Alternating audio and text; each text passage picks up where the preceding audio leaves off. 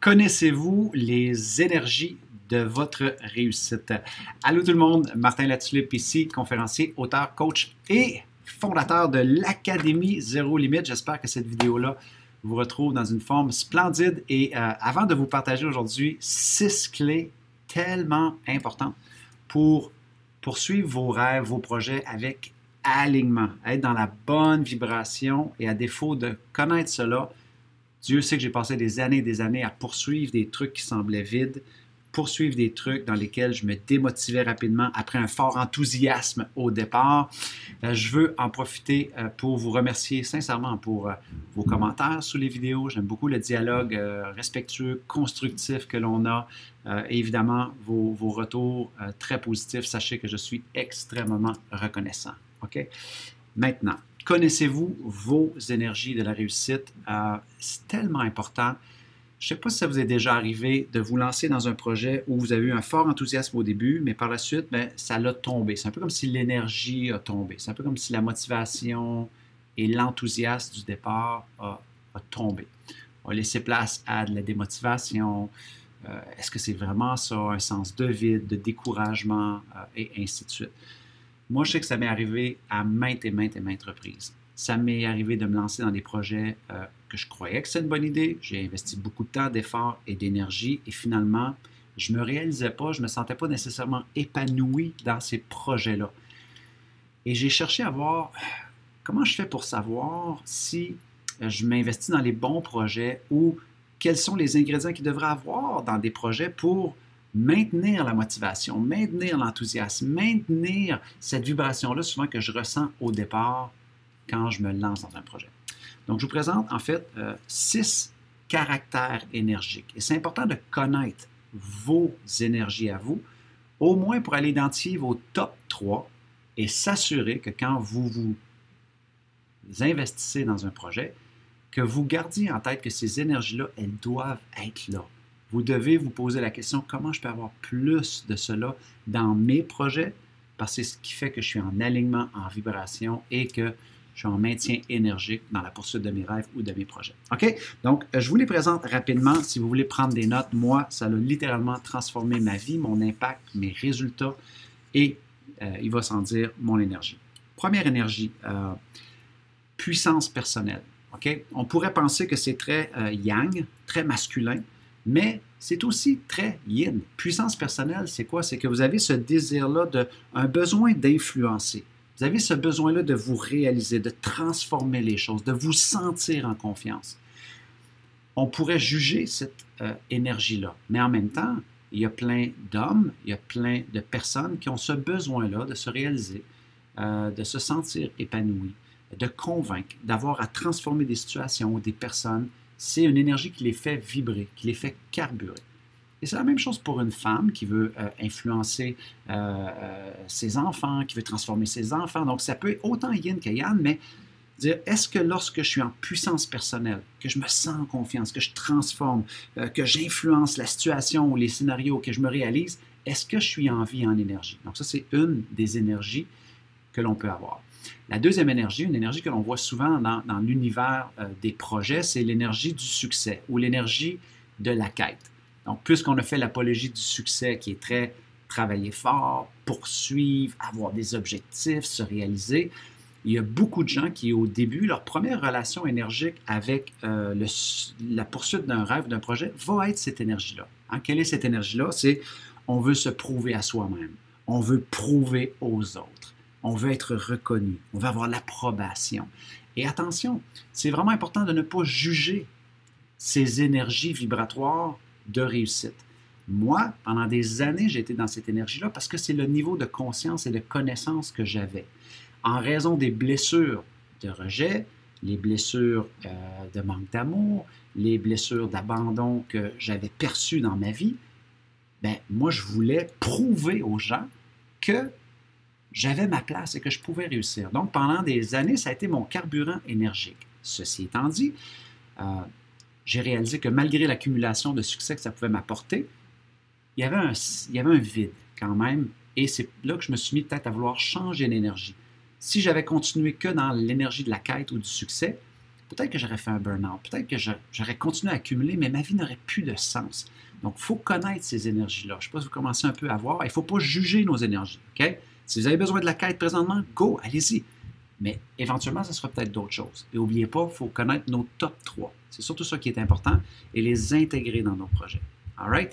Troisième énergie qu'on va voir souvent, c'est l'énergie de l'intimité. Donc, ce sont des gens qui ont besoin vraiment d'avoir des projets à grandeur humaine, à grandeur nature, le sens de la famille, la connexion, la complicité dans un projet, l'amour. Ils veulent que, tu comprends, ils veulent que ça se fasse dans l'amour.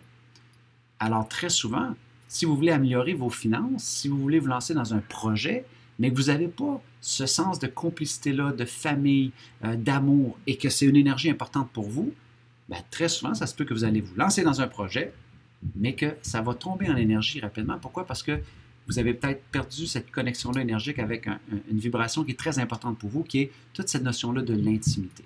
Okay? Et dans ce temps-là, il faut juste se questionner pour chacune des énergies que vous présente, c'est comment je peux en ajouter davantage. Qu'est-ce que je peux faire? Qu'est-ce que je peux ajouter? Qu'est-ce que je peux enlever pour avoir plus de cette énergie-là dans mon quotidien? Matin, midi, soir. Okay? La quatrième énergie que l'on voit souvent, c'est celle du plaisir. Hein? Combien de fois qu'on entend dire « Ah, ben, j'ai pas de kiff, ça m'amuse plus », et ainsi de suite. Donc, les gens qui ont une énergie plaisir, ben, il faut qu'il y ait de la créativité, il faut qu'il y ait de l'innovation, il faut qu'il y ait de la spontanéité, il faut qu'il y ait du moment présent, il faut qu'il y ait démarrer des projets. Ils aiment beaucoup lancer des projets, mais des fois, ils ne sont pas bons à les finir, à les compléter. Tout ce qui est détail, c'est plus difficile. Donc, si vous avez besoin de cette énergie de plaisir-là, peu importe la sphère de votre vie que vous essayez d'améliorer, que ce soit votre famille, vos finances, votre entreprise, si à un moment donné, vous n'avez pas de plaisir et que vous n'avez pas saupoudré votre quotidien de plaisir, je peux vous garantir que ça va sembler structure, ça va sembler redondant, ça va sembler plate, ça va vous démotiver. Donc, votre mission à vous pour être vraiment dans votre énergie, c'est de dire plus de plaisir. Où y a-t-il du plaisir? Comment je peux générer davantage de plaisir? Qui peut amener du plaisir dans mon projet? Comment je peux voir la situation présentement qui m'apparaît dramatique avec un œil un peu plus plaisant, un peu plus léger? Comprenez. La cinquième et la sixième énergie, donc ce sont l'énergie du sens et de la contribution. Donc le sens, ce sont souvent des gens qui doivent être impliqués dans des projets qui ont une vraie raison d'être, qui a une cause plus grande qu'eux-mêmes. Ça doit être imprégné de sagesse, ça doit être imprégné de pourquoi est-ce qu'on le fait, OK? Moins de notions sur le comment, beaucoup dans le pourquoi, OK? Il doit avoir un sens qui vous parle, qui vous fait vibrer, OK? Donc, imaginez que vous voulez améliorer votre situation financière, par exemple, votre relation à l'argent, mais que vous ne l'attachez pas au sens et qu'une de vos énergies de la réussite, c'est le sens. Vous réalisez que vous pouvez passer des années et des années à vouloir améliorer votre situation financière, obtenir plus de clients, faire plus de contrats, mais vous n'avez pas attaché un sens à cela. Fortes sont les chances que vous allez vous démotiver. Un exemple que je donne souvent aux entrepreneurs que je coach depuis des années et des années au niveau du web, moi, ma chaîne YouTube, mon compte Instagram, ma page Facebook, donc créer du contenu, faire des médias sociaux, c'est redondant, c'est difficile. C'est pas vrai que ça me tente toujours de vous parler à la caméra. C'est une compétence que j'ai dû développer, mais le sens pour moi est venu tout changer. Lorsque mon meilleur ami Patrick Albert est décédé en 2015 d'un accident de la route en motoneige, j'ai réalisé qu'on avait juste des photos de lui. Et en fait, c'était un géant de la vie. J'aurais aimé avoir des vidéos, j'aurais aimé avoir son point de vue sur la politique, sur l'entrepreneuriat, parce que c'est un gars qui avait des opinions, il était flamboyant, il était exceptionnel.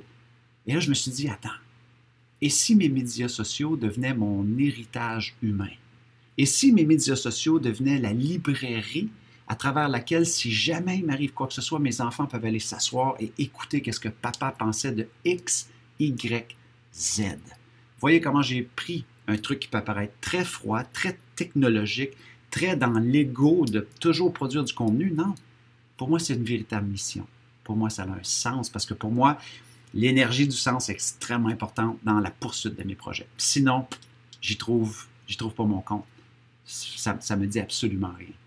Dernière énergie, c'est celle de la contribution. Donc, évidemment, tout ce qui est d'avoir de la compassion, de l'empathie. Donc, on veut contribuer, être au service, la générosité, faire le beau, le bon, le bien, meilleur humain, meilleur demain.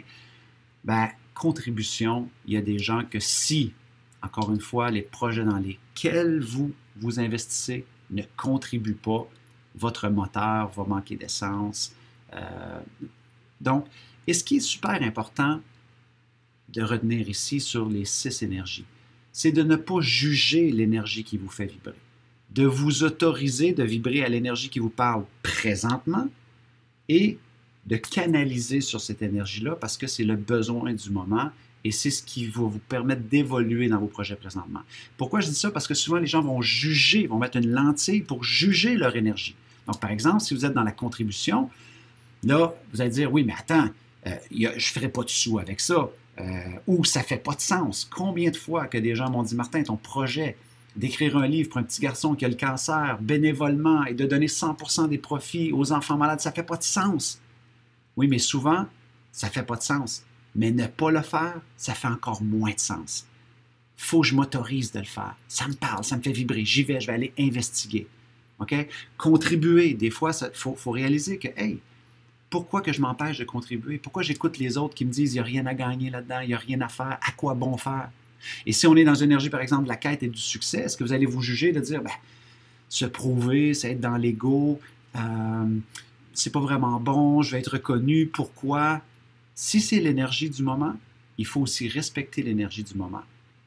Et à un moment donné, vous allez passer juste à une autre énergie. Donc, votre devoir ici, c'est de ne pas juger, essayer de voir quelles sont les top 3 énergies que quand elles sont au rendez-vous, j'ai l'impression d'être en alignement. J'ai l'impression d'avancer plus vite dans mes projets. J'ai l'impression que le temps passe très rapidement. Je suis dans le flow. Je regarde ma montre, je me dis, oh, ça a passé tellement rapidement.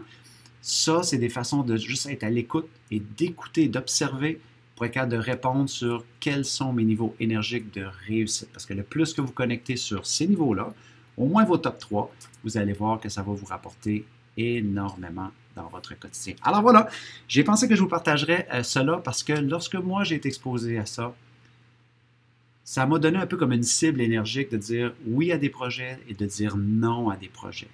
Et très souvent de devenir bon à dire non à des projets, ça nous donne aussi l'opportunité d'être meilleur sur quel projet on devrait dire oui. Et c'est un peu comme si mon succès à ce moment-là s'est mis à faire mon impact, la différence que je fais dans le monde, les clients qui viennent vers moi pour se faire mentorer de partout en francophonie mondiale parce que j'ai l'impression d'être plugué sur mes énergies qui me parlent en ce moment. All right? Donc, j'espère que vous avez retrouvé de la valeur. Je suis curieux de lire dans les commentaires, vous, quelles seraient vos top 3 énergies ou peut-être juste une énergie qui vous parle présentement. Et encore une fois, ça me fera plaisir d'entretenir le dialogue avec vous sous les commentaires. Alors, en ce qui me concerne, il me reste tout simplement à vous dire, jusqu'à notre prochaine communication, soyez reconnaissants, reconnaissantes, célébrez la magie d'aujourd'hui. Et merci de tout cœur de faire partie de ces gens-là qui ont le courage de vouloir bâtir un monde meilleur. C'était votre ami Martin qui vous dit au revoir tout le monde.